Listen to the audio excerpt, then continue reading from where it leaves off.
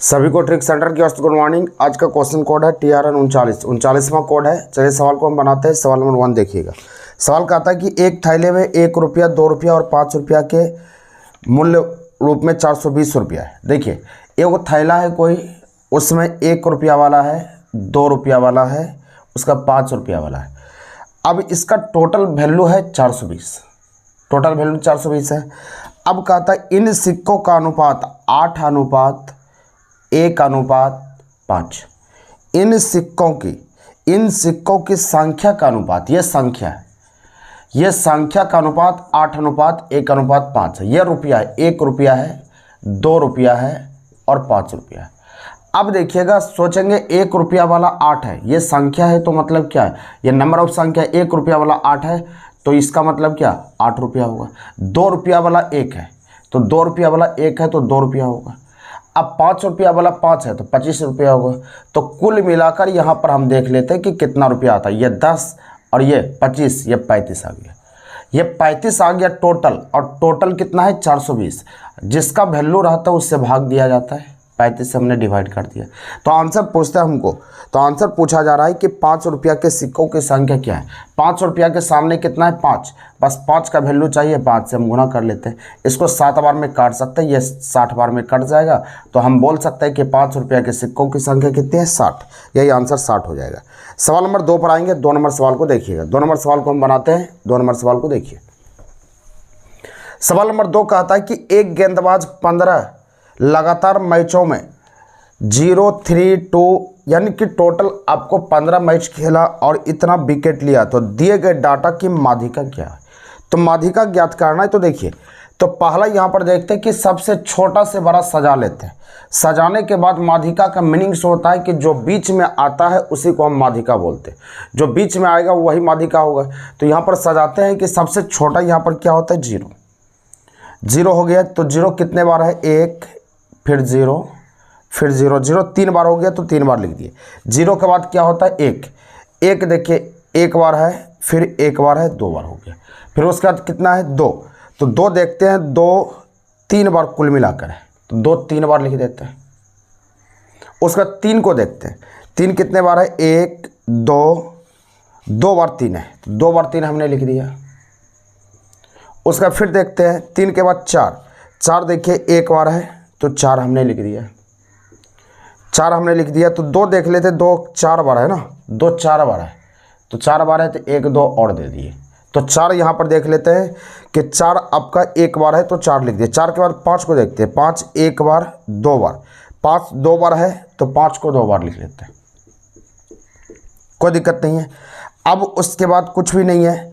अब टोटल जोड़ लेते हैं। 15 को पूरा किया, 1 2 3 4 5 6 7 8 9 10 11 12 13 14 पूरा। तो हम एक कहीं छूट रहा होगा तो एक को और हमको लिखना पड़ेगा, कहीं एक छूटता होगा। 1 2 3 4 5 6 7 8 9 10 11 12 13 14 15। हाँ चलिए, एक डिजिट कहीं छूट रहा है, उसको हमको चेक करना है। देखिए 5 3 बार है, 5 3 बार है, लेकिन हमने 2 बार लिखा तो 1 बार और लिखना पड़ेगा। इसको छोटे से बड़े के क्रम की ओर आपको चलना पड़ेगा। छोटा से बड़ा की ओर चलिएगा। उसका माध्यिका मतलब होता है जो बीच में आता है वही माध्यिका होता है। तो हम देखते हैं कि बीच में कौन आएगा। तो अगर 15 को में से 7 इधर छूट गया, 7 उधर छूट गया, तो बीच में 8वां होगा ना। तो बीच में 8वां को ले लेते हैं। 1 2 3 4 5 6 7 8, 8वां नंबर पर कौन आया, ये 2 आया, इसलिए माध्यिका आपका 2 होगा। बस कुछ नहीं करना है, बढ़ते हुए क्रम में सजा लेना है, और जो मिडिल में आएगा वही आपका उत्तर होगा, वही आंसर होगा। चलिए अगले सवाल नंबर पर पढ़ते हैं। सवाल नंबर 3 पर आते हैं। 3 नंबर सवाल को देखिए। देखिए सवाल नंबर 3 यहाँ पर कहता है कि 9800 रुपया की राशि पर 6 वर्ष में 4704 रुपया ब्याज होता है, तो ब्याज की दर प्रतिशत क्या है। यानी यह साधारण ब्याज का है। साधारण ब्याज के सवाल को कैसे बनाते हैं देखिएगा। सवाल कहता है 9800 रुपया की राशि ब्याज, तो ब्याज बराबर सूत्र होता है, 3 नंबर सवाल है। ब्याज बराबर होता है मूलधन गुना समय गुना दर बटा 100, ये होता है। अब यहाँ पर ब्याज बोल दिया कि 4704 ब्याज है। अब मूलधन, मूल राशि 9800 रुपया हमने दिया है। 9800 रुपया की राशि पर 6 वर्ष, समय बोला 6 वर्ष दे दिए। अब उसके बाद कहता है कि ब्याज की रेट क्या होगा, यानी दर ज्ञात करना कि दर प्रतिशत क्या होगा बटा 100। बस इसको हल करना है, हल करने के बाद आपका आंसर हो जाएगा। इसको हल कीजिएगा तो हल करने के बाद आप कटा लीजिएगा, कटाने के बाद 8% आपका आंसर हो जाएगा, ये उत्तर होगा। और कुछ नहीं करना है, बस सिर्फ कटाना है, कटा के आप हल कर लोगे, आपका आंसर हो जाएगा 8%। चलिए अगले सवाल की ओर बढ़ते हैं। सवाल नंबर 4 पर आते हैं। सवाल नंबर 4 का आता है 5,000 रुपये की राशि पर 5% वार्षिक दर से ब्याज क्या होगा यदि ब्याज की वार्षिक दर 4% हो। तो ब्याज बराबर अभी तुरंत सूत्र हम लिखे थे, ब्याज बराबर सूत्र हम लिखे थे, ब्याज बराबर मूलधन गुना समय गुना दर बटा 100, या ब्याज बराबर डायरेक्ट आप कर सकते हो दर गुना समय। तो ब्याज बराबर दर गुना समय कर सकते हैं, यहाँ लिख सकते हैं 5,000, दर आपका कितना है 5 और 5 नहीं 4 है और 5 ये समय है। दर गुना समय करेंगे और इस प्रतिशत को आप मूलधन में सटा दीजिएगा, आपका ब्याज निकलेगा। तो यहाँ पर आप कर सकते हैं दर गुना समय 5 चौक 20, 20% सिर्फ निकाल लीजिए, आपका आंसर हो जाएगा ब्याज। 5,000 का 20% आप निकालेंगे 20/100, ये 0 खत्म हो गया, ये 10 यानी 1,000 आपका आंसर हो जाएगा, 1,000 उत्तर हो जाएगा। अगले सवाल की ओर बढ़ते हैं। सवाल नंबर 3 नंबर सेम है, देखिएगा ध्यान से।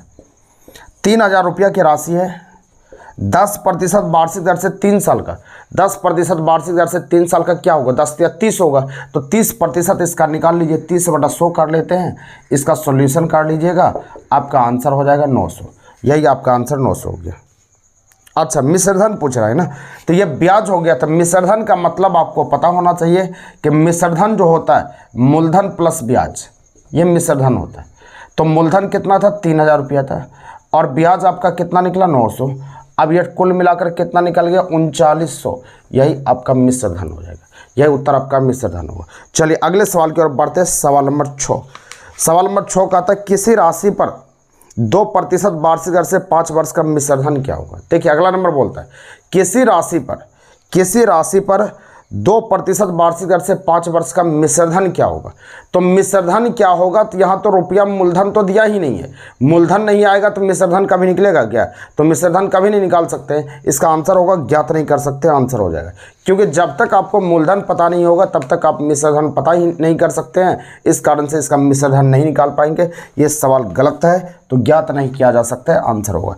अगले सवाल की ओर बढ़ते हैं। सवाल नंबर 8 नंबर सवाल कहता है एक व्यक्ति 10 किलोमीटर प्रति घंटा की चाल से 8 घंटे में कितनी दूरी तय करेगी। सवाल कहता है एक व्यक्ति 10 किलोमीटर प्रति घंटा की चाल से चलता है, तो हमको कहता है कि 8 घंटे में कितनी दूरी तय करेगी।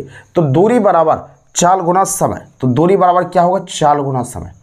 तो चाल गुना समय होता है, तो चाल गुना समय हम कर लेते हैं। अब यहाँ पर दूरी आपका है 10 किलोमीटर प्रति घंटा, चाल 10 हो गया और समय 8 है, बस गुना कर लेते हैं, 80 किलोमीटर की दूरी तय करेगी, बस आंसर हो गया। इतना ही काम करना, आपका आंसर हो जाएगा 80 किलोमीटर, आपका आंसर होगा। अगले सवाल की ओर बढ़ते हैं। सवाल नंबर 9 नंबर का आता है कि 90 किलोमीटर प्रति घंटा को मीटर प्रति सेकंड में बदलें। तो देखिएगा ध्यान से सुनिएगा, 90 किलोमीटर प्रति घंटा को मीटर प्रति सेकंड में बदलें।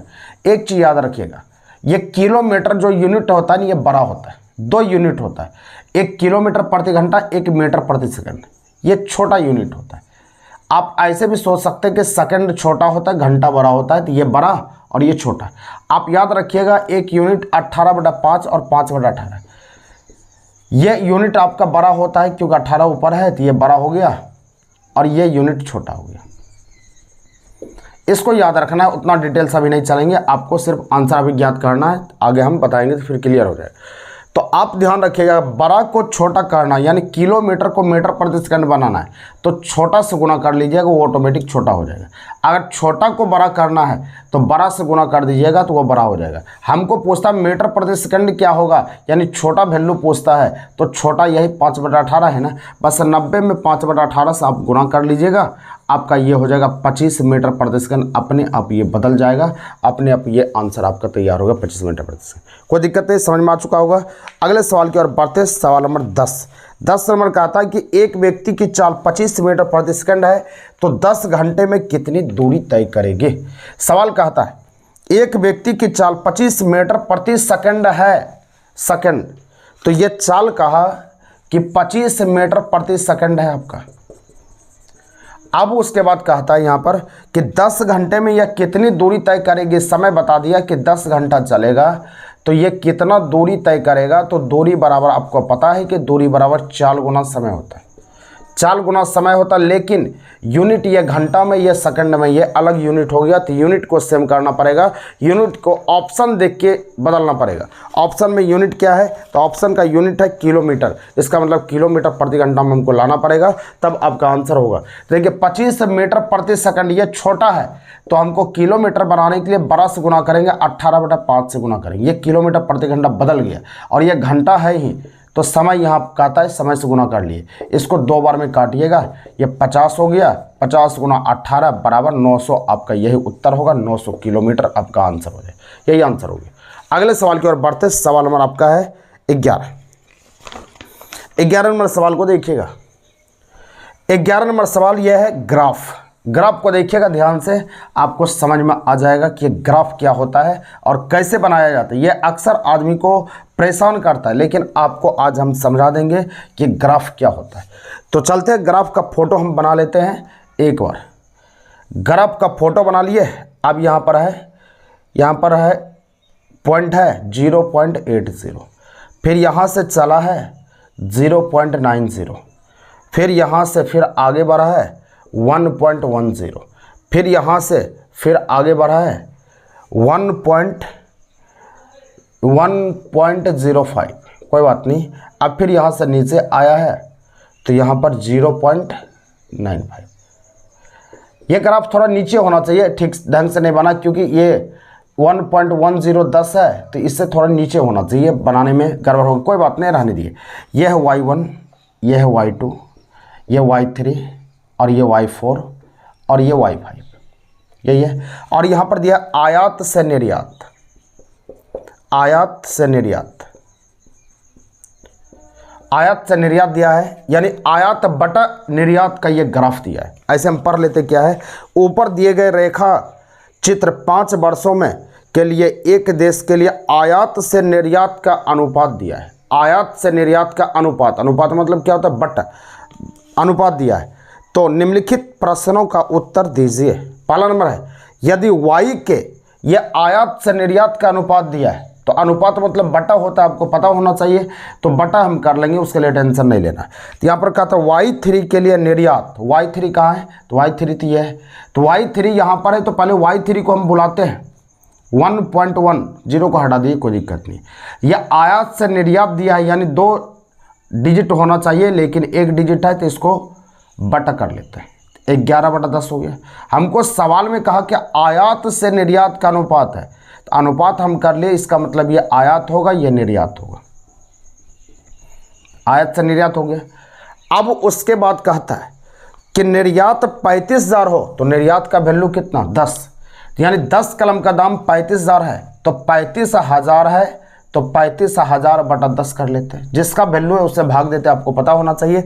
तो हमको कहता है कि y3 का आयात क्या होगा, आयात कितना है, 11, तो 11 कलम का दाम आप ज्ञात कर लीजिए, आयात निकल जाएगा, ये 0 खत्म होगा, 35 गुना 11 हो जाएगा, 385 होगा, 385 पर 00 हो जाएगा, यानी 38,500 आपका आंसर हो जाएगा। यह उत्तर हो गया 38,500, समझ में आ चुका है, 38,500 आपका आंसर होगा, कोई दिक्कत नहीं है। चलिए अगले सवाल की ओर बढ़ते, एक बार और वीडियो देख लीजिएगा, आपको समझ में आ जाएगा अच्छी तरह से। अगले सवाल नंबर 12 नंबर कहता है y2 कहता है, तो y2 के पास आप पहुंच जाइए। पहले y2 कहता है, तो y2 यहाँ पर है, इसके सामने है 0.9, 0 को हटा सकते हैं, तो पॉइंट ये उड़ाएंगे तो ये 10 होगा, यानी 9/10 हुआ, तो ये आयात से निर्यात बोला, ये आयात होगा और ये निर्यात होगा, कोई दिक्कत नहीं है। अब उसके बाद कहता है कि यदि आयात 3600 हो, तो आयात यहाँ पर कितना है, 9, यानी 9 कलम का दाम 3600 है, तो 3600/9 कर लेते हैं। तो हमको पूछता है कि y2 का निर्यात क्या होगा, तो निर्यात 10 है, 10 से गुना कर लेंगे, ये 4 बार में कटेगा, ये 400 होगा, 400 पर 1 0 और बैठ जाएगा, आपका आंसर 4000 होगा, यही आंसर 4000 हो जाएगा। ऑप्शन नंबर बी आपका आंसर सही है, ऑप्शन नंबर बी पर चलिए। अगले सवाल की ओर बढ़ते, सवाल नंबर 13, y5 का आयात 3800 है, तो निर्यात क्या होगा, इसका आंसर हमको चाहिए सभी का।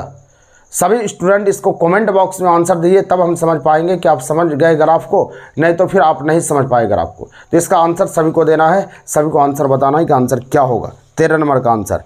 अगले सवाल की ओर बढ़ते, सवाल नंबर 14 पर आइए। सवाल नंबर 14 आते हैं, U अनुपात V बराबर 4:7। ध्यान दीजिएगा, U अनुपात V।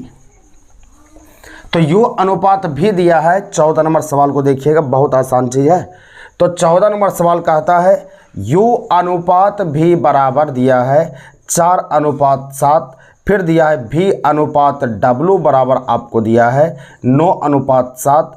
तो U बराबर 72, तो W बराबर क्या होगा, U बराबर 72, तो W बराबर क्या होगा, ये हमको चाहिए। तो सोचो कि सबसे पहले यहाँ हमको क्या करना है, एक जैसा सटाना है, यानी एक में एडजस्ट करना है। तो यहाँ भी दोनों कॉमन है, यहाँ 7 है, यहाँ 9 है, गड़बड़ है ना। तो इस 9 से इसमें हम गुना कर लेते हैं, ये 63 पड़ेगा। अब यहाँ 7 से गुना कर लेते हैं, ये 63 पड़ेगा। तो हम लिखते हैं U V और W लिख देते हैं।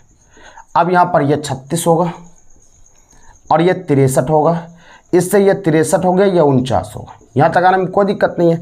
हमको कहता है U का वैल्यू 72 है, तो U का वैल्यू 72 है। U 36 कलम का दाम 72 रुपया, 1 कलम का दाम 2 रुपया। तो हमको कहता है कि W का मान क्या होगा, 1 कलम का दाम 2 रुपया। तो बस 2 से इसमें सिर्फ गुना कर लीजिए, गुना करेंगे ये 8 होगा, ये 9 हो जाएगा, 98 आपका आंसर हो जाएगा, 98 आपका आंसर होगा। अगले सवाल की ओर बढ़ते, सवाल नंबर 15 पर आइएगा। 15 नंबर सवाल को देखिए, बहुत आसान चीज़ है। बोलता है मनीष 225 रुपया प्रति किताब की दर से किताब खरीदा और 162 रुपया प्रति किताब की दर से किताब को बेच दिया। तो 7 को किताब को बेचा है, तो कितना रुपया की उसको हानि होगा या लाभ होगा, ये बताना है। तो आइए आप सोचिए, मनीष को छोड़ दिए कि मनीष नहीं है, आप हैं। आप जो है 225 रुपया में किताब को खरीदे और 7 को किताब को खरीदे, तो इतना रुपया तो आपको देना पड़ा होगा, ये क्रयमूल होगा। अब उसके बाद क्या किए कि 162 रुपया प्रति किताब की दर से इसको सेल कर दिए। तो सेल कर दिए तो 7 को खरीदे, तो 7 को सेल होगा, ये विक्रय होगा। हमको कहता है कि कितना रुपया की हानि हुआ। हानि मतलब क्या होता है, क्रयमूल घटाओ विक्रय मूल, बस दोनों को घटाव कर लेंगे, आपका आंसर होगा। इसको हल करेंगे, 225 गुना 7 होगा, 1575 आपका हो जाएगा ये। और यहाँ पर 1134 ये हल करने के बाद हो जाएगा। इसको हल कीजिएगा तो 441 आपका आंसर होगा। बस हल कर लीजिएगा, आपका आंसर हो जाएगा, क्योंकि गुना करके आप लिख पाएंगे, लिखने के बाद घटा लीजिएगा, आपका आंसर बनेगा। अगले सवाल पढ़ते हैं। 16 नंबर सवाल कहता है कि ए अकेला 16 नंबर कहता है ए अकेला एक कार्य को 6 दिन में, बी अकेला 8 दिन में कर सकता है। यदि दोनों मिलकर कार्य करे तो कार्य कितने दिनों में खत्म हो जाएगी।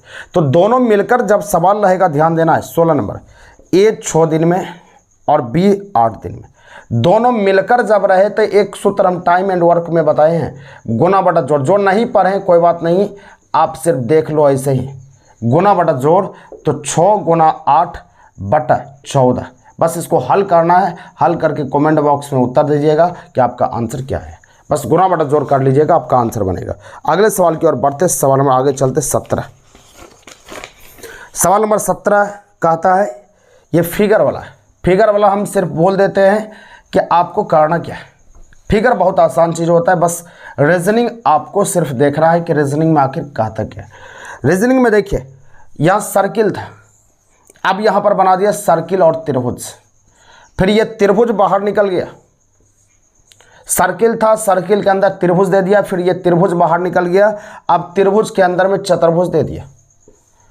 अब ये चतुर्भुज भी देखिए, त्रिभुज अंदर में था, त्रिभुज बाहर, चतुर्भुज अंदर में था, चतुर्भुज बाहर। जब चतुर्भुज बाहर होगा तो सोचो कि यहाँ पर त्रिभुज था, त्रिभुज बाहर, तो 3 भुजा से ये 4 भुजा हुआ, अंदर में आया।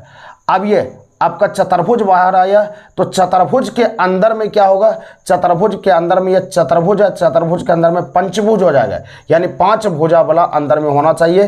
तो 5 भुजा वाला जो होगा वही आपका आंसर होगा, यानी इस प्रकार वाला आंसर होगा। क्योंकि त्रिभुज से चतुर्भुज हुआ, चतुर्भुज से पंचभुज होगा, तो पंचभुज वाला आपका ऑप्शन वही हो जाएगा, ऑप्शन नंबर बी आपका आंसर हो जाएगा। अगला सवाल है, बैल गाय शेर, यानी बैल गाय शेर शेरनी, तो शेर शेरनी आपका आंसर हो जाएगा। अगले सवाल की ओर बढ़ते, सवाल नंबर 19 नंबर सवाल का आता है बी बराबर 3, बी बराबर 3, एच बराबर 9।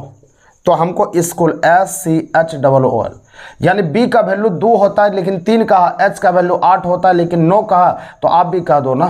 तो यहाँ पर 19 होता है, इसका वैल्यू 20 कह दो। ये 3 होता है, 4 कह दो। एच का वैल्यू 8 होता है, 9 कहो। ये 15 होता है, 16 बोलो। ये भी 16 बोलो। ये 12 होता है, ये 13 बोलो।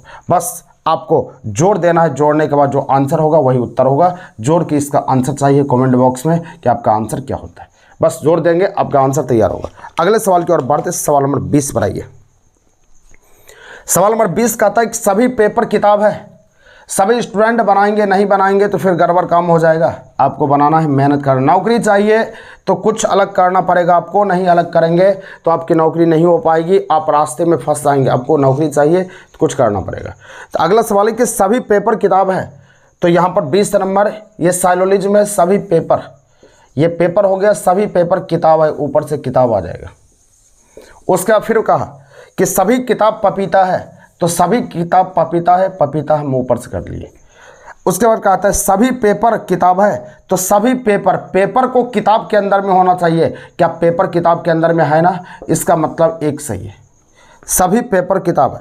उसके बाद फिर कहता है कि कुछ पपीता पेपर है, कुछ पपीता पेपर, पपीता पेपर एक सर्किल में रहता है तो वो कुछ वाला सही ही होता है, इसमें कोई दिक्कत नहीं है।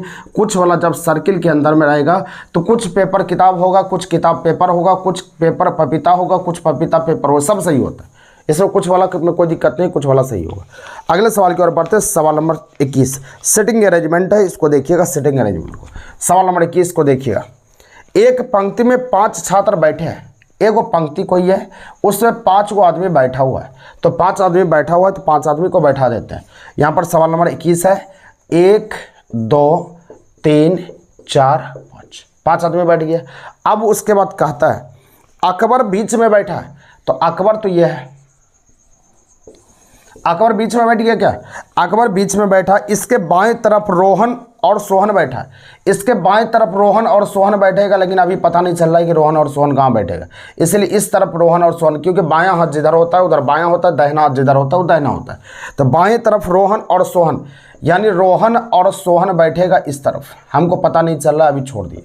उसके बाद कहा दाएं तरफ राकेश और मोहन, दाएं तरफ इस तरफ होता है, राकेश और मोहन बैठेगा, राकेश और मोहन दाहिना तरफ बैठे, कोई बात नहीं, हम लिख दिए। अकबर, अकबर सोहन और राकेश के बीच में, अकबर यह है सोहन और राकेश के बीच में, अगर सोहन यहाँ बैठेगा और राकेश यहाँ बैठेगा तब ना बीच में होगा, इसका मतलब सोहन यहाँ पर हो गया और यहाँ पर राकेश होगा। अकबर सोहन और राकेश के बीच में हो गया, जब सोहन यहाँ पर बैठेगा तो यहाँ रोहन होगा, जब ये रोहन हो गया तो मोहन एक बचा है तो मोहन यहाँ पर आएगा ही आएगा। तो हमको कहता है कि सबसे दाईं और कौन बैठा है, सबसे दाहिना और कौन बैठा है, मोहन। दाहिना तरफ इधर, जिधर दाहिना हाथ उधर दाहिना आपका होता है, तो दाहिना तरफ कौन बैठा, मोहन। आपका आंसर मोहन होगा। अगले सवाल की ओर बढ़ते, सवाल नंबर 22 पर आइएगा। 22 नंबर सवाल को देखिएगा।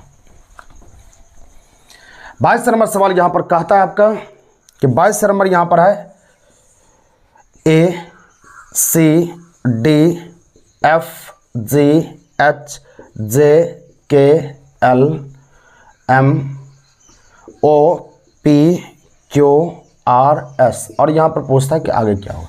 देखिए 1 3 4 6 7 8 10 11 12 13 15 16 17 18 19। देखिए 1 हुआ या 2 प्लस हो गया 3 4, उसका क्या हुआ, यहाँ पर 2 प्लस इसमें हो गया 6 हो गया, 6 7 8, इसमें फिर 2 प्लस हो गया, फिर इसमें भी 2 प्लस हुआ, तो इसमें भी तो 2 प्लस होगा, तो 19 के बाद क्या 21 होगा। 21 UVWXYZ, 1 2 3 4 5 होगा, 6 को होना चाहिए, 1 2 3 4 5 6, बस 2 प्लस करके सीरियल वाइज बढ़ा देता है, 1 बढ़ा देता है। आपका आंसर ये होगा, ऑप्शन नंबर ए हो जाएगा, आंसर लिखेंगे। अगले सवाल की ओर बढ़ेंगे, सवाल नंबर 23 नंबर सवाल कहता है 5:6, 5:6 अनुपात 121। ये रीजनिंग है, अनुपात नहीं है, रीजनिंग के हिसाब से सोचना है। सवाल नंबर 23 देखिएगा, सवाल कहता है 5/6 121 समानुपात 8/9 वाट। देखिए ये दोनों को जोड़ेंगे, 6 5 11, 11 के स्क्वायर 121, ये दोनों को जोड़ेंगे 9 8 17, 17 के स्क्वायर आप कर लेंगे, आपका आंसर हो जाएगा। 17 के स्क्वायर करेंगे, आपका आंसर हो जाएगा 289। बस नीचे ऊपर को जोड़ के बगल में लिख दिया है, आंसर होगा। अगला सवाल है धातु सोना चांदी, धातु तो बहुत बड़ा होगा, सोना चांदी इसके अंदर में हो जाएगा, तो धातु के अंदर में ही सोना चांदी होता है, ये फिगर हो जाएगा। अगला सवाल है 25 नंबर, ये सीरीज वाला है, 25 नंबर सवाल है। यहाँ देखिएगा 25 नंबर सवाल का आता है 2 10, बहुत आसान चीज़ है, 50 250। देखिए इसका 55 है, फिर इसका 55 है, फिर इसका 55 है, तो क्या इसका 55 नहीं होगा? तो 55 करके बताएंगे आप कमेंट बॉक्स में क्या होना चाहिए, यहाँ पर 55 करके बताएंगे कि क्या आंसर होगा, क्या उत्तर होगा। अगला यह आपका है 26 नंबर सवाल, सब कोई हल करके इसका उत्तर देंगे। 26 नंबर सवाल सभी को बनाना है और उत्तर इसका देना है। चलिए आज इतना ही रहने देते हैं, नेक्स्ट वीडियो के साथ कल आते हैं, तब तक के लिए टेक सेंटर की ओर से जय हिंद।